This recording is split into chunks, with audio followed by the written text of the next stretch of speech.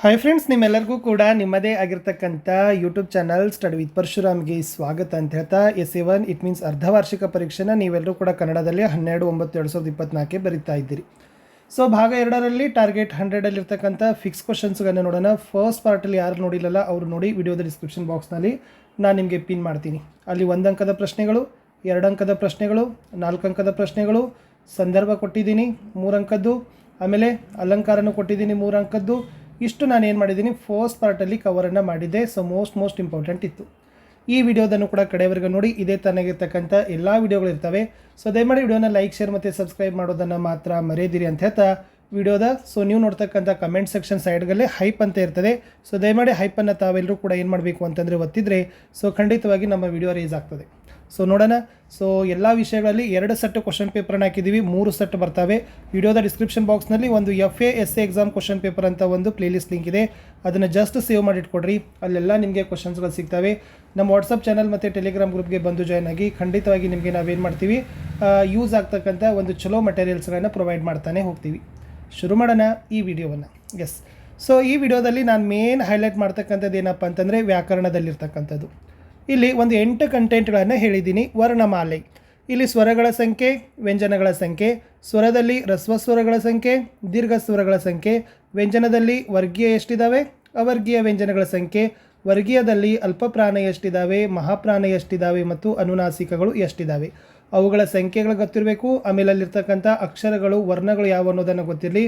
So ಖಂಡಿತವಾಗಿ 1 ಅಂಕ ನೀವು ಇಲ್ಲಿಂದ ಫಿಕ್ಸ್ ಆಗಿ ಪಡಿಬೋದು. 1ಕ್ಕೆ 2 ಮಾರ್ಕ್ಸ್ಗಳು ಕೂಡ ಪಡಿಬೋದು. ಸ್ವರಗಳ ಸಂಖ್ಯೆ 6, 13, ಋಸ್ವ ಸ್ವರಗಳು 6, ದೀರ್ಘ ಸ್ವರಗಳು 7, ವರ್ಗೀಯ ವ್ಯಂಜನ 25, ಅವರ್ಗೀಯ ವ್ಯಂಜನ 9, ಅಲ್ಪಪ್ರಾಣ ಮತ್ತು ಮಹಾಪ್ರಾಣಗಳು 2 ಕೂಡ 10 ಇದ್ದಾವೆ, ಅನುನಾಸಿಕ 5 ಇದ್ದಾವೆ. ಓಕೆ, ಎಸ್, ಇವೇ ಕ್ವಶನ್ಸ್ ಬರೋದು. ಆಮೇಲೆ ವಿಶೇಷವಾಗಿ ಯೋಗವಾಹ ನೋಡ್ಕೊಡ್ರಿ. ಯೋಗವಾಹಗಳು ಯಾವುವು, ಅನುಸ್ವಾರ ಮತ್ತು ವಿಸರ್ಗ ಬರ್ತದೆ. ಅವು ಎಷ್ಟಿದಾವಪ್ಪ ಅಂತಂದರೆ 2 ಇದ್ದಾವೆ. ಇದ್ರ ಮೇಲೆ ಫಿಕ್ಸ್ ಆಗಿ 1-2 ಕ್ವಶನ್ಗಳು ಗ್ಯಾರಂಟಿಯಾಗಿ ಬರ್ತಾವೆ. ಮುಂದೆ ಹೋಗೋಣ. ವಿಭಕ್ತಿ ಪ್ರತ್ಯಯ, ಇದು ಸ್ವಲ್ಪ ಇಂಪಾರ್ಟೆಂಟ್ ಇದೆ. ಇಲ್ಲಿ ವಿಭಕ್ತಿ ಪ್ರತ್ಯಯದಲ್ಲಿ ಏನು ಮಾಡಬೇಕಂದ್ರೆ ಹಳಗನ್ನಡ ವಿಭಕ್ತಿ ಕಾರಕಗಳನ್ನು ನೋಡ್ಕೋಬೇಕು. ಓಕೆ, ಆಮೇಲೆ ವಿಭಕ್ತಿ ಪ್ರತ್ಯಯಗಳ ಕಾರಕಾರ್ಥಗಳನ್ನು ನೋಡ್ಕೋಬೇಕು. ವಿಭಕ್ತಿ ಯಾವುದು, ಪ್ರತ್ಯಯ ಯಾವುದು. ಫಾರ್ ಎಕ್ಸಾಂಪಲ್ ಏನಂತೀವಿ, ಪ್ರಥಮ ಉ ಅಂತೀವಿ, ದ್ವಿತೀಯ ಅನ್ನು ಅಂತೀವಿ. ಸೊ ಇದೇ ತನ್ನಾಗಿರ್ತಕ್ಕಂಥ ಕರ್ತಾರ್ಥ, ಕರ್ಮಾರ್ಥ, ಅಧಿಕರಣ, ಸಂಪ್ರದಾನ ಇವೆಲ್ಲ ಇದ್ದಾವೆ. ಸೊ ಹಳಗನ್ನಡದಿರಬೇಕು. ಆಮೇಲೆ ಹೊಸಗನ್ನಡದಲ್ಲಿ ಕೂಡ ಇವುಗಳು ಗೊತ್ತಿರಬೇಕು. ಒಂದು ಉದಾಹರಣೆಯೊಂದಿಗೆ, ಫಾರ್ ಎಕ್ಸಾಂಪಲ್ ಸಾವಿತ್ರಿಯು ಅಂತ ಕೊಡ್ತಾರೆ. ಸೊ ಯಾವ ವಿಭಕ್ತಿ ಪ್ರತ್ಯಯ ಇತ್ತಂದ್ರೆ ಯಕ್ಕೆ ಏನದಪ್ಪ ಅಂತಂದ್ರೆ ಉ ಅದ. ಸೊ ಉ ಅಂತಂದ್ರೆ ಏನಾಯ್ತದು, ಪ್ರಥಮ ವಿಭಕ್ತಿ ಆಯಿತು. ಈ ಥರದ ಪ್ರಶ್ನೆಗಳು ಬರ್ಬೋದು. ಒಟ್ಟು ವಿಭಕ್ತಿ ಪ್ರತ್ಯಯ ಅಂತೂ ಕೂಡ ನಿಮಗೆ ಫಿಕ್ಸ್ ಆಗಿ ಬರ್ತಕ್ಕಂಥ ಪ್ರಶ್ನೆ. ಚೆನ್ನಾಗಿ ಮಾರ್ಕ್ ಮಾಡಿ. ಹಳಗನ್ನಡ, ಹೊಸಗನ್ನಡ ಒಂದು ಉದಾಹರಣೆಯೊಂದಿಗೆ ನಿಮಗೆ ಗೊತ್ತಿರಲಿ. ಎಸ್, ಮುಂದೆ ಹೋಗೋಣ ಸ್ನೇಹಿತರೆ. ಲೇಖನ ಚಿಹ್ನೆಗಳು. ಎಸ್, ಲೇಖನ ಚಿಹ್ನೆಗಳು ಭಾಳ ಸರಿ ಕೇಳ್ತಕ್ಕಂಥದ್ದು ಏನಪ್ಪ ಅಂದರೆ ವಾಕ್ಯವೇಷ್ಟನ ಚಿಹ್ನೆ ಅನ್ನೋದನ್ನು ಒಂದು ಕೇಳ್ತಾರೆ. ಸೊ ಭಾಳ ಸರಿ ನಾವು ರಿಪೀಟ್ ಮಾಡ್ತಕ್ಕಂಥ ಪ್ರಶ್ನೆ ವಾಕ್ಯವೇಷ್ಟನ ಚಿಹ್ನೆ. ಸೊ ಈಗೀಗ ಏನು ಮಾಡ್ತಾರೆ, ಒಂದು ಡೆಫಿನೇಷನ್ ಕೊಡ್ತಾರೆ ಅಥವಾ ಆ ಚಿಹ್ನೆಯ ಒಂದು ವಿವರಣೆ ಕೊಡ್ತಾರೆ. ಅಲ್ಲಿ ಯಾವ ಒಂದು ಲೇಖನ ಚಿಹ್ನೆಯನ್ನು ಬಳಕೆ ಮಾಡ್ಬೋದು ಅಂತಲೂ ಕೂಡ ನಿಮ್ಗೆ ಏನು ಮಾಡ್ತಾರಪ್ಪ ಅಂದರೆ ಕೇಳ್ತಾರೆ. ಸೊ ಲೇಖನ ಚಿಹ್ನೆಗಳು 9 ಇಂಪಾರ್ಟೆಂಟ್ ಆಗಿರ್ತಕ್ಕಂಥ ಲೇಖನ ಚಿಹ್ನೆಗಳು: ಪೂರ್ಣ ವಿರಾಮ, ಅಲ್ಪ ವಿರಾಮ, ಅರ್ಧ ವಿರಾಮ, ವಿವರಣೆ, ವಾಕ್ಯವೇಷ್ಟನ, ಯೋಜಕ ಚಿಹ್ನೆ, ಆವರಣ ಚಿಹ್ನೆ. ಇವುಗಳ ಬಗ್ಗೆ ನಿಮ್ಗೆ ಏನಿರಬೇಕು, ತುಂಬ ಚೆನ್ನಾಗಿ ಮಾಹಿತಿ ಇರಬೇಕು. ವಿಶೇಷವಾಗಿ ವಾಕ್ಯವೇಷ್ಟನೆ ಮತ್ತು ಭಾವಸೂಚಕ ಇದೆಯಲ್ಲ, ಅದನ್ನು ನೀವು ನೋಡ್ಕೊಂಡೋಗಿ. ಉದ್ಧರಣ ಚಿಹ್ನೆನೂ ಕೂಡ ಮೋಸ್ಟ್ ಇಂಪಾರ್ಟೆಂಟ್ ಆಗಿರ್ತಕ್ಕಂಥದ್ದು ಇತ್ತು. ಇನ್ನು ಕ್ರಿಯಾಪದಗಳಲ್ಲಿ ವಿದ್ಯಾರ್ಥಕ ಕ್ರಿಯಾಪದ ಆಗಿರ್ಬೋದು, ಸಂಭವನಾರ್ಥಕ ಆಗಿರ್ಬೋದು ಮತ್ತು ನಿಷೇಧಾರ್ಥಕ ಆಗಿರ್ಬೋದು. ಇದು ಭಾಳ ಇಂಪಾರ್ಟೆಂಟ್ ಇದೆ. ಮಾಡಲಿ ಅಂತಕ್ಕಂಥದ್ದು ವಿದ್ಯಾರ್ಥಕ ಆಗ್ತದೆ. ಓಕೆ, ಮಾಡಲಿ, ಮಾಡನು ಅನ್ನೋದು ನಿಷೇಧಾರ್ಥಕ ಆಗ್ತದೆ. ಮಾಡಿಯಾನು ಅನ್ನೋದು, ಮಾಡನು ನಿಷೇಧಾರ್ಥಕ, ಮಾಡಿಯಾನು ಸಂಭಾವನಾರ್ಥಕ ಆಗ್ತದೆ. ಸೊ ಈ ತನ್ನಾಗಿರ್ತಕ್ಕಂಥ ಉದಾಹರಣೆಗಳು ಬರ್ತಾವೆ. ಓದಲಿ, ಮಾಡಲಿ.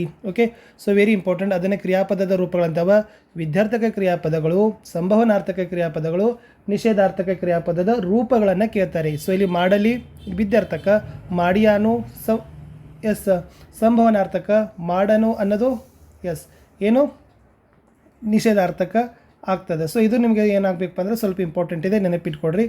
ಕನ್ಫ್ಯೂಸ್ ಆಯ್ತಂದ್ರೆ ಟೆಕ್ಸ್ಟ್ ಬುಕ್ಕಲ್ಲಿ ಓದ್ಕೊಡ್ರಿ. ಓಕೆ, ಯಾಕಂದ್ರೆ ನಂದು ಪ್ರಯತ್ನ ಮಾಡ್ತಾ ಇದ್ದೀನಿ, ಬಟ್ ಆದರೂ ಕೂಡ ಹೆಲ್ತ್ ಬಗ್ಗೆ ಸ್ವಲ್ಪ ನನಗೂ ಗಂಟ್ಲು ಹಿಡಿದಿದೆ. ನಾಮಪದದಲ್ಲಿ ನೋಡೋಣ. ಸೊ ನಾಮಪದದಲ್ಲಿ 3 ನಿಮಗೆ ಗೊತ್ತಿರಬೇಕು: ರೂಢನಾಮ, ರೂಢಿಯಿಂದ ಬಂದದ್ದು; ಅಂಕಿತ ನಾಮ, ಇಟ್ಟ ಹೆಸರುಗಳು; ಅರ್ಥಕ್ಕನುಗುಣವಾಗಿ ಬಂದದ್ದು ಅನ್ವರ್ಥ ನಾಮಗಳು. ಉದಾಹರಣೆಗಳನ್ನು ಕೊಡ್ತಾರೆ. ಆ ಉದಾಹರಣೆಗಳನ್ನು ಸಹಿತ ನೀವು ಕೂಡ ಏನು ಮಾಡಬೇಕು, ರೂಢಿಸ್ಕೊಂಡು ಹೋಗಬೇಕು. ಎಲ್ಲ ವ್ಯಕ್ತಿ ಹೆಸರುಗಳ ಅಂಕಿತ ನಾಮಗಳು ಇರ್ತವೆ, ಅದು ಕೂಡ ನಿಮಗೆ ಗೊತ್ತಿರಲಿ. ಓಕೆ, ರೂಢಿಯಿಂದ ಬಂದದ್ದು ರೂಢನಾಮ, ಆಮೇಲೆ ಇಟ್ಟ ಹೆಸರುಗಳೆಲ್ಲ ಅಂಕಿತನಾಮ, ಅರ್ಥಕ್ಕನುಗುಣವಾಗಿ ಬಂದಿದ್ದೆಲ್ಲ ಅನ್ವರ್ಥಕ ನಾಮ ಅನ್ನೋದು ಗೊತ್ತಿರಲಿ. ಇನ್ನು ಅವ್ಯಯದ ಪ್ರಕಾರಗಳನ್ನು ಕೇಳ್ತಾರೆ. ಸಾಮಾನ್ಯ ಅರ್ಥಕಾವ್ಯಗಳಾಗಿರ್ಬೋದು, ಕ್ರಿಯಾರ್ಥ ಕಾವ್ಯಗಳಾಗಿರ್ಬೋದು, ಅವಧಾರಣಾರ್ಥ ಕಾವ್ಯಗಳಾಗಿರ್ಬೋದು, ಭಾವಸೂಚಕ ಕಾವ್ಯಗಳಾಗಿರ್ಬೋದು. ಸೊ ಯಾವುದಾದ್ರೂ ಒಂದು ಅದಕ್ಕೆ ಸಂಬಂಧಪಟ್ಟಂತೆ ಉದಾಹರಣೆಗಳನ್ನು ಕೊಡ್ತಾರೆ. ಸೊ ಅದು ಯಾವುದು ಅಂತದ್ದು ಏನು ಮಾಡ್ತಾರಪ್ಪ ಅಂದ್ರೆ ಕೇಳ್ತಾರೆ. ಅದು ಅವ್ಯಯದ ಪ್ರಕಾರಗಳಲ್ಲಿ ಬರ್ತದೆ. ಸೊ ಚೆನ್ನಾಗಿ ಅದನ್ನು ನೋಡ್ಕೊಂಡೋಗಿ. ವಿಶೇಷವಾಗಿ ಸಂಧಿ ಮತ್ತು ಸಮಾಸ. ಸೊ ಸಂಧಿ ಮತ್ತು ಸಮಾಸಗಳಲ್ಲಿ ನಾನು ನೋಡೋದಾದರೆ ಕರ್ಮಧಾರೆ ಮತ್ತು ಬಹುರ್ವಿಗಳು ಭಾಳ ಕೇಳ್ತಾರೆ. ಸೊ ಈ ಕಡೆ ಏನು ಮಾಡ್ತಾ ಇದ್ದಾರೆ, ಗಮಕ ಸಮಾಸ ಆಗಿರ್ಬೋದು. ಓಕೆನಾ, ಗಮಕ ಸಮಾಸಗಳನ್ನು ಸಹಿತ ಕೇಳ್ತಾ ಇದ್ದಾರೆ. ಅದ್ರ ಕೂಡ ನಿಮಗೂ ಲಕ್ಷ್ಯ ಇರಲಿ. ಎಸ್, ಇಷ್ಟು ವ್ಯಾಕರಣದಲ್ಲಿ ನಾನು ಮೇನಾಗಿ ಹೈಲೈಟೆಡ್ ಮಾಡ್ತಕ್ಕಂಥದ್ದು ಹೇಳಿದೆ. ಇನ್ನು ನಾನು ಹೇಳ್ತಕ್ಕಂಥ ಕಂಟೆಂಟ್ ಯಾವುದಪ್ಪ ಅಂದರೆ ಕವಿ ಮತ್ತು ಲೇಖಕರ ಪರಿಚಯ. ಒಟ್ಟು 1ನೇ ಪಾರ್ಟಲ್ಲಿ 4 ಗದ್ಯ ಆಗಬೇಕು, 4 ಪದ್ಯ ಆಗಬೇಕು. ಸೊ ನಿಮಗೆಲ್ಲ ಗೊತ್ತಿದೆ. ಸೊ ಟೋಟಲಿ 8 ಇದ್ದಾವೆ. ಏನಿರ್ತದಂದ್ರೆ ಯಾವ ಪಾಠದ ಲಾಂಗ್ ಕ್ವಶನ್ಗಳನ್ನು ಎಕ್ಸ್ಪೆಕ್ಟ್ ಮಾಡ್ತಾರಲ್ಲ ಅಲ್ಲಿಂದ ವಿಶೇಷವಾಗಿ ಏನಾಗ್ತದಪ್ಪ ಅಂದರೆ ಇದು ಬರೋದಿಲ್ಲ, ಲೇಖಕರ ಪರಿಚಯ. ಓಕೆ, ಸೊ ನಾವು ನೋಡಿದಂಗೆ ಏನು ಬರ್ಬೋದು, ವಿಶೇಷವಾಗಿರ್ತಕ್ಕಂಥದ್ದು ನಿಮ್ಗೆ ಹೇಳೋದಂತಂದ್ರೆ M Mariyappa Bhatta, N Murthirao, D S. Jayappagowda, Devanur Mahadeva. So Devanur Mahadev ಅವ್ರದ್ದು ಭಾಳ ಎಕ್ಸ್ಪೆಕ್ಟ್ ಮಾಡ್ಬೋದು. ಯಾಕಂದ್ರೆ ಆ ಪಾಠದಲ್ಲಿ 4 ಮಾರ್ಕ್ಸಿಗೆ ಇರ್ತಕ್ಕಂಥ ಪ್ರಶ್ನೆ ಒಂದೇ ಅದ. ಯಾಕಂದ್ರೆ 4 ಮಾರ್ಕ್ಸಿನ ಪ್ರಶ್ನೆ ಕೊಡಬೇಕಾದ್ರೆ ಆರ್ ಬರಬೇಕು, 2 ಕ್ವಶನ್ಸ್ ಬರಬೇಕು. ಸೊ ಅಲ್ಲಿ ಯಾವುದೇ ಇಲ್ಲಾಂದ್ರೆ ದೇವನೂರು ಮಹಾದೇವ ವಿಶೇಷವಾಗಿ ಮೋಸ್ಟ್ ರಿಪೀಟೆಡ್ ಆಗಿರ್ತಕ್ಕಂಥ ಕ್ವಶನ್ ಅಂತಲೇ ಕೂಡ ನಾವು ಹೇಳ್ಬೋದು. ಒಟ್ಟಾರೆ ಒಬ್ಬರು ಗದ್ಯದಿಂದ ಒಬ್ಬರು ಬರ್ತಾರೆ, ಪದ್ಯದಿಂದ ಒಬ್ಬರು ಬರ್ತಾರೆ. ಜಸ್ಟ್ ಒಂದು ಕಾಲಮ ಕೊಡ್ರಿ, ಕವಿ ಮತ್ತು ಲೇಖಕರ ಹೆಸರುಗಳಂತ ಹಾಕೊಡ್ರಿ. ಓಕೆನಾ, ಅವರ ಊರು ಹಾಕೋರಿ, ಅವರ ಕಾಲ ಹಾಕೋರಿ, ಒಂದು ಕೃತಿ ಹಾಕೋರಿ, ಒಂದು ಪ್ರಶಸ್ತಿ ಅಥವಾ ಬಿರುದುಗಳಂತ ಹಾಕ್ಕೊಡ್ರಿ. ಸೊ ಇಷ್ಟು ಮಾಡ್ಕೊಂಡು ಹೋದರೆ ಸಾಕು. 8 ಇದಾವೆ. 8ರಲ್ಲಿ ಕೂಡ ಆರಾಮಾಗಿ 6ಕ್ಕೆ 6 ಮಾರ್ಕ್ಸ್ ಪಡಿಬೋದು. Only tricks. ಬಟ್ ಬರೆಯುವತ್ನಿಗೆ ಏನು ಬರಬೇಕು, ಎಂ ಮರಿಯಪ್ಪ ಭಟ್ಟನವರು ಸೊ ಈ ಸ್ಥಳದಲ್ಲಿ ಜನಿಸಿದ್ರು, ಅವರ ಕಾಲ ಇತ್ತು, ಅವರ ಕೃತಿ ಇತ್ತು, ಅವರ ಪ್ರಶಸ್ತಿಗಳು. ಸೊ ಹಿಂಗೆ ನೀವು ಏನು ಮಾಡಿರಿ, ಟ್ರಿಕ್ಸ್ಗಳನ್ನ ಬಳಕೊಡ್ರಿ. ಖಂಡಿತವಾಗಿ ನಿಮ್ಗೆ ಏನಾಗ್ತದಪ್ಪ ಅಂದ್ರೆ 6 ಮಾರ್ಕ್ಸ್ ಕವಿ ಲೇಖಕರ ಪರಿಚಯದಲ್ಲಿ ಕೇಳ್ತದೆ. ಇನ್ನು 4 ಪದ್ಯ ಪಾಠದಿಂದ ಕೊಟ್ಟಿದ್ದೆ ನಾನು. ಸಂಕಲ್ಪ ಗೀತೆ ಆಗಿರ್ಬೋದು, ಹಕ್ಕಿ ಹಾರುತ್ತಿದೆ ನೋಡಿದಿರ ಆಗಿರ್ಬೋದು, ಕೌರವೇಂದ್ರನ ಕೊಂದೆ ನೀನು ಆಗಿರ್ಬೋದು, ಆಮೇಲೆ ಇರ್ತಕ್ಕಂಥದ್ದು ಛಲಮನೆ ಮೇರುವೆಂ ಆಗಿರ್ಬೋದು. ಸೊ 4 ಪದ್ಯ ಪಾಠದಲ್ಲಿ 2 ಸ್ಟಾಂಜ ನಿಮಗೆ ಬಾಹೆಟ್ ಮಾಡೋಕೆ ಕೊಡ್ತಾರೆ. ನೀವು 2 ಸ್ಟಾಂಜ ಬಗ್ಗೆ ವಿಚಾರ ಮಾಡೋಕೆ ಹೋಗ್ಬೇಡ್ರಿ. ಫಸ್ಟ್ ಒಂದೇ ಸ್ಟಾಂಜ ನೋಡ್ರಿ, ಕರೆಕ್ಟ್ 4 ಸಾಲುಗಳನ್ನ ಬರೆಯೋದನ್ನು ನೋಡ್ಕೊಡ್ರಿ. ಅಲ್ಪ ವಿರಾಮ ಇಲ್ಲಿರಬೇಕು, ಪೂರ್ಣ ವಿರಾಮ ಇಲ್ಲಿರಬೇಕು, ಆಮೇಲೆ ಸಿಂಗಲ್ ಇನ್ವರ್ಟೆಡ್ ಕಾಮ, ಪ್ರಶ್ನಾರ್ಥಕ ಅವೆಲ್ಲ ನೋಡ್ಕೊಡ್ರಿ. ಲಾಸ್ಟ್ ಟೈಮ್ ಏನು ಮಾಡಿದ್ರಪ್ಪ ಅಂದ್ರೆ ಹಳಗನ್ನಡ ಬಂದಿದ್ದು. ಸೊ ಹೀಗಾಗಿ ನಾ ಏನು ಹೇಳೋದಂದ್ರೆ ಚೆನ್ನಾಗಿ ಹಳಗನ್ನಡವನ್ನು ಪ್ರಾಕ್ಟೀಸ್ ಮಾಡಿರಿ. ಇಲ್ಲಿ ಏನದ ಅಂದ್ರೆ ಒಂದು ಟ್ರಿಕ್ಸ, ನಿಮಗೆ ಪದ್ಯ ಪೂರ್ಣ ಮಾಡಲಿಕ್ಕೆ ಹೊಸಗನ್ನಡ ಕೊಟ್ಟರೆ ಇಲ್ಲಿ ಮೌಲ್ಯಾಧಾರಿತ ಸಾರಾಂಶ ಬರಲಿಕ್ಕೆ ಹಳಗನ್ನಡ ಕೊಡ್ತಾರೆ. ಇದು ಹೊಸಗನ್ನಡ ಇತ್ತಂದ್ರೆ ಅವ್ರು ಏನು ಮಾಡ್ತಾರೆ, ಇಲ್ಲಿ ಹಳಗನ್ನಡ ಕೊಡ್ತಾರೆ. ಇನ್ನು ಪದ್ಯ ಪೂರ್ಣ ಮಾಡಲಿಕ್ಕೆ ಹಳಗನ್ನಡ ಕೊಟ್ಟರೆ ಮೌಲ್ಯಾಧಾರಿತ ಪದ್ಯವನ್ನು ಸಾರಾಂಶ ಬರಲಿಕ್ಕೆ ಹೊಸಗನ್ನಡವನ್ನು ಕೊಡ್ತಾರೆ. ಈ ತನ್ನಾಗಿರ್ತಕ್ಕಂಥ ಸ್ವಲ್ಪ ಅಲ್ಲಿ ಏನು ಮಾಡ್ತಾರೆ, ಟ್ರಿಕ್ಸ್ ಇರ್ತದೆ. ಬಟ್ ಆದರೂ ಕೂಡ ನಾನು ಹೇಳೋದು ಸ್ನೇಹಿತರೆ, ಪದ್ಯ ಪೂರ್ಣ ಮಾಡ್ತಕ್ಕಂಥ 4 ಪ್ಯಾರಾಗ್ರಾಫ್ ಇದ್ದಾವೆ. ಚೆನ್ನಾಗಿ ಬರೆದು ಕಲೀರಿ. ಕಲುಷಿತವಾದಿ ನದಿ ಜಲಗಳಿದೆ, ನೀಲ ಮೇಘ ಮಂಡಲ ಇದೆ, ಕೊರಳ ಸೇರೆ ಹಿಗ್ಗಿದ ಉದೃಗ್ಜಲ, ನೆಲಕಿರವೇನೆಂದು ಛಲಕಿರ ಅಂತಕ್ಕಂಥದ್ದು ಚೆನ್ನಾಗಿ ಅದನ್ನು ಪ್ರಿಪೇರ್ ಮಾಡಿರಿ. ಖಂಡಿತವಾಗಿ 4 ಮಾರ್ಕ್ಸ್ ಬರ್ತದೆ. ಮೌಲ್ಯಾಧಾರಿತ ಸಾರಾಂಶದಲ್ಲಿ ಪದ್ಯದ ಆಶಯಗಳನ್ನು, ಸೊ ಫಸ್ಟ್ ಮೌಲ್ಯ ಬರೀಬೇಕು, ಫಸ್ಟ್ ಆಯ್ಕೆಗಳನ್ನು ಬರಬೇಕು. ಈ ಪದ್ಯ ಭಾಗವನ್ನು ಈ ಕವಿಯವರು ಬರ್ತಕ್ಕಂಥ ಈ ಕೃತಿ ಇದೆ. ಆಮೇಲೆ ಅಲ್ಲಿರ್ತಕ್ಕಂಥ ಮೌಲ್ಯ ನೆನಪಿಟ್ಕೋಬೇಕು, ಮೌಲ್ಯನೇ ಬರಿಬೇಕು, ವ್ಯಾಲ್ಯೂಗಳನ್ನು ಬರಿಬೇಕು, ಭೋಗಸೇನೂ ಬರೆಯೋಂಗಿಲ್ಲ. ಓಕೆ, ಏನು ಆಶಯ ಅದ, ಕವಿಯ ಭಾವನೆ ಏನದ, ನೀವು ಅದನ್ನು ಏನು ಜೀವನದಲ್ಲಿ ಮೌಲ್ಯ ಅಡಿತೀರ ಅನ್ನೋದನ್ನು ಬರೆದ್ರೆ 6 ಸಾಲು ಬರೆದ್ರು ಕೂಡ ನಿಮಗೆ ಮಾರ್ಕ್ಸ್ಗಳನ್ನು ಕೊಡ್ತಾರೆ. ಇನ್ನು ಪ್ರಸ್ತಾರ ಹಾಕಿ ಘನ ವಿಂಗಡಣೆ ಮಾಡಿ ಬರೆಯೋದು ಅಂತ ಇದೆ. ಸೊ ಇಲ್ಲಿ ನಾನು ಹೇಳ್ಬೋದು ನಿಮಗೆ ಪ್ರಸ್ತಾರ ಹಾಕಿ ಒಂದೇ ಸಾಲು ಬತ್ತಂದ್ರೆ ಅದು ಏನಾಗಿರ್ತದಪ್ಪ ಅಂದ್ರೆ ಅಕ್ಷರಗಣಕ್ಕೆ ಬಂದಿರ್ತದೆ, ನೆನಪಿಟ್ಕೊಡ್ರಿ. ಓಕೆನಾ. ಇನ್ನು 2 ಸಾಲು ಬತ್ತಂದ್ರೆ ಅದು ಏನಾಗಿರ್ತದೆ, ಕಂದ ಪದ್ಯ ಆಗಿರ್ತದೆ. ಇನ್ನು 3 ಸಾಲು ಬತ್ತಂದ್ರೆ ಏನಾಗಿರ್ತದಪ್ಪ ಅಂದ್ರೆ ಅದು ವಾರ್ಧಕ ಆಗಿರ್ಬೋದು ಅಥವಾ ಭಾಮಿನಿ ಆಗಿರ್ಬೋದು. ಸೊ ವಾರ್ಧಕದಲ್ಲಿ 20 ಅಕ್ಷರ ಇರ್ತಾವೆ, 5 5 5 5 ಇರ್ತಾವೆ. ಓಕೆನಾ. ಭಾಮಿನಿಯಲ್ಲಿ ಏನಿರ್ತಾವೆ 3 4 3 4 ಇರ್ತಾವಲ್ಲ, 14 ಇರ್ತವೆ. ಸೊ ಅದು ಕೂಡ ನಿಮಗೆ ಗೊತ್ತಿರಬೇಕು. 2 ಸಾಲು ಇತ್ತಂದ್ರೆ ಕಂದ ಪದ್ಯ, 1 ಸಾಲು ಇತ್ತಂದ್ರೆ ಅದು ಏನಾಗಿರ್ತದೆ ಅಕ್ಷರಗಣ. ವಿಶೇಷವಾಗಿ ಉತ್ಪಲೆ ಮತ್ತು ಚಂಪಕಮಾಲ ಕೊಟ್ಟಿರ್ತಾರೆ. ಸೊ ಚೆನ್ನಾಗಿ ಸ್ವಲ್ಪ ಉದಾಹರಣೆಗಳನ್ನು ನೋಡ್ಕೊಡ್ರಿ. ಸೊ ಈ ಪಾಠದಲ್ಲಿದ್ದಾವೆ. ಯಾವುದು, ಕೌರವೇಂದ್ರನ ಕೊಂದೆ ನೀನುದಲ್ಲಿ. ಆಮೇಲೆ 2 ಸಾಲು ಕೊಟ್ಟಿದ್ದಂದ್ರೆ ಅದು ಕಂದ ಪದ್ಯ ಅನ್ಬೇಕು. 3 ಸಾಲು ಇತ್ತಂದ್ರೆ ಅದರಲ್ಲಿ ಮೊದಲ ಸಾಲಿನಲ್ಲಿ 20 ಅಕ್ಷರ ಬತ್ತಂದ್ರೆ ವಾರ್ಧಕ ಷಟ್ಪದಿ ಆಗಬೇಕು. 20ಕ್ಕಿಂತ ಕಡಿಮೆ ಆದರೆ ಖಂಡಿತವಾಗಿ 14 ಆತಂದರೆ ಏನಾಗಿರ್ತದೆ, ಭಾಮಿನಿನೇ ಆಗಿರ್ತದೆ. ಸೊ ಕಂದ ಪದ್ಯದಲ್ಲಿ 4 4 ಏನಿಷ್ಟಿರ್ತಾವೆ, 3 ಇರ್ತಾವಲ್ಲ, 4 4 4 ಆಮೇಲೆ 4 4 4. ಸೊ 12 ಮತ್ತು 20 ಅಂತಕ್ಕಂಥದ್ದು ಇರ್ತವೆ. ಸೊ ಅದು ಕೂಡ ನಿಮಗೆ ಗೊತ್ತಿದೆ. ಸ್ವಲ್ಪ ಪುಸ್ತಕಗಳನ್ನು ರೆಫರ್ ಮಾಡಿರಿ ಟೆಕ್ಸ್ಟ್ ಬುಕ್ಕಲ್ಲಿ. ಸೊ ನಾನು ಕೂಡ ನನಗಿರ್ತಕ್ಕಂಥದ್ದು ನಾನು ಹೇಳ್ತಾ ಇದ್ದೀನಿ. ಚೆನ್ನಾಗಿ ನೀವುಗಳನ್ನು ಕೂಡ ಟೆಕ್ಸ್ಟ್ ಬುಕ್ಕು ಮತ್ತು LBಗಳನ್ನು ನೋಡ್ಕೊಡ್ರಿ. ನಮ್ಮ ಎಲ್ಲ ವಿಡಿಯೋಗಳಲ್ಲಿ ಕ್ವಶನ್ ಆನ್ಸರ್ಗಳನ್ನು ನಾವು ಹಾಕಿದ್ದೀವಿ. ಸೊ ಚೆನ್ನಾಗಿ ನೋಡಿ. ವಿಡಿಯೋದ ಡಿಸ್ಕ್ರಿಪ್ಷನ್ ಬಾಕ್ಸಲ್ಲಿ 1-2 ತಾಸು ಎಲ್ಲ ಪಾಠದ ಪ್ರಶ್ನೋತ್ತರಗಳನ್ನು ನೋಡಿದರೆ ಖಂಡಿತವಾಗಿ ನೀವು ಪಾಸ್ ಆಗಿ ಸ್ಕೋರ್ ಆಗ್ತೀರಿ. ಈ ಥರ ಎಲ್ಲ ವಿಷಯಗಳಲ್ಲಿ ವಿಡಿಯೋಗಳು ಬರ್ತವೆ, don't worry, just only stay tune. So ನಮ್ಮ ಚಾನಲನ್ನು ನೋಡ್ತಾ ಇರಿ, ಹೈಪ್ಗಳನ್ನು ಮಾಡೋದನ್ನು ಮಾತ್ರ ಮರಿದಿರಿ.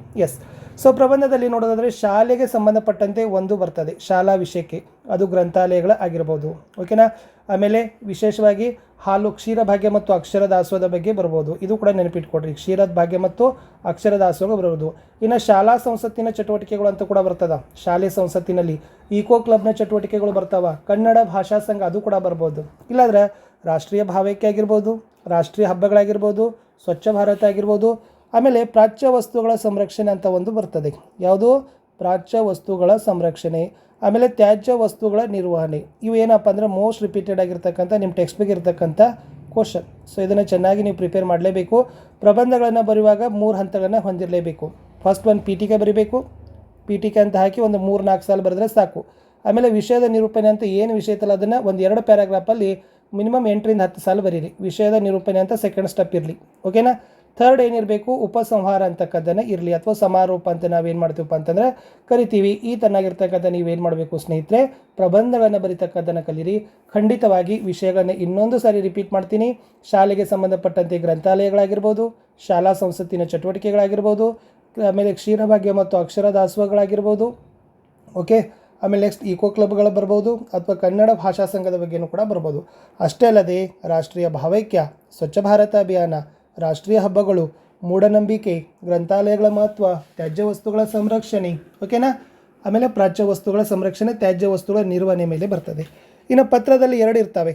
ಒಂದು ಮನವಿ ಪತ್ರ ಇರ್ತದೆ, ಇನ್ನೊಂದು ವೈಯಕ್ತಿಕ ಪತ್ರ ಇರ್ತದೆ. ವೈಯಕ್ತಿಕ ಪತ್ರ ಅಂದರೆ ತಂದೆ ತಾಯಿ, ಗೆಳೆಯ ಗೆಳತಿ, ಸಹೋದರ ಸಹೋದರಿಗೆ ಬರೆಯೋ ಪತ್ರ ವೈಯಕ್ತಿಕದಲ್ಲಿ ಬರ್ತವೆ. ಇನ್ನು ಮನವಿದಲ್ಲಿ ನಾನು ಇದನ್ನೇ ಬರಿ ಅಂತ ಹೇಳೋದು. ಯಾಕಂದರೆ ವಿಶೇಷವಾಗಿ ನಿಮಗೆ ಕುಡಿಯೋ ನೀರಾಗಿರ್ಬೋದು, ಒಳಚರಂಡಿ ಆಗಿರ್ಬೋದು, ಇನ್ನು ಬೀದಿ ದೀಪಗಳ ನಿರ್ವಹಣೆಗಳಾಗಿರ್ಬೋದು. ಓಕೆನಾ? ಇವೆಲ್ಲಗಳನ್ನು ಏನು ಬರೀತಾರೆ? ಗ್ರಾಮ ಪಂಚಾಯತಿ ಅಧ್ಯಕ್ಷರಿಗೆ ಅಥವಾ ಗ್ರಾಮ ಪಂಚಾಯತಿ PDOಗಳಿಗೆ ಬರಿ ಅಂತ ಕೊಡ್ತಾರೆ. ಒಟ್ಟು ಮನವಿ ಪತ್ರಗಳನ್ನು ಬರಿ ಅಂತ ಕೊಡ್ತಾರೆ.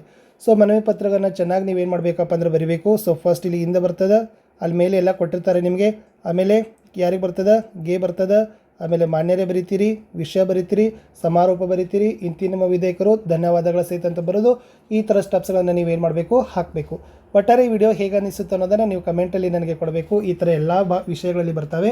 ಹೈಪ್ ಮಾಡೋದನ್ನು ಮಾತ್ರ ಮರೆಯದಿರಿ. ಒಳ್ಳೆಯದಾಗಲಿ. ಕನ್ನಡದಲ್ಲಿ 3 ಸೆಟ್ ಕ್ವಶನ್ ಪೇಪರ್ನ ಹಾಕಿದ್ದೀನಿ, ಇನ್ನೂ ಬರ್ತವೆ, ಅವುಗಳನ್ನು ಕೂಡ ನೋಡಿ. ಬಾಯ್, ಗುಡ್ ಲಕ್.